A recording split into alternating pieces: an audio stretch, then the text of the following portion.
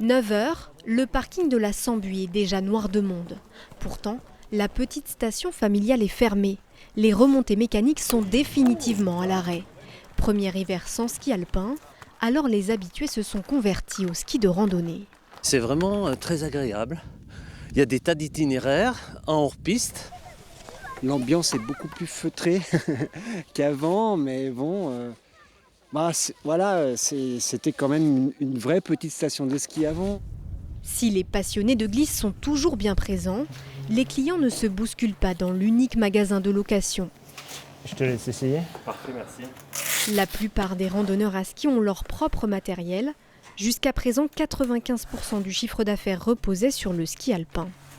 Clairement, ça n'a pas juste un peu changé, ça a complètement changé parce que du jour au lendemain, on n'a plus de travail. Une partie du stock a donc été revendue. Il a fallu réinventer l'activité en dehors de la station.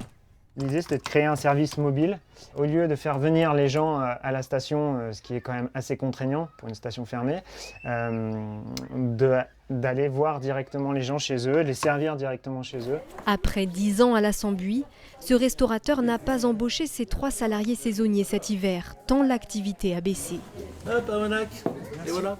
Mais pas question pour autant de mettre la clé sous la porte. Depuis le début, on a toujours été combatifs, même si la station aujourd'hui est un petit peu en mort cérébrale, comme on peut le voir. Tant qu'il y a de la lumière à l'avalanche, il y a toujours un petit cœur qui bat quand même, donc tout n'est pas fini. À 1100 mètres d'altitude, la station régulièrement confrontée au manque de neige n'était plus rentable selon la mairie. Aujourd'hui, des recours contre sa fermeture sont toujours à l'étude. Les défenseurs de la Sambuie ne perdent pas espoir de voir un jour un repreneur relancer la station.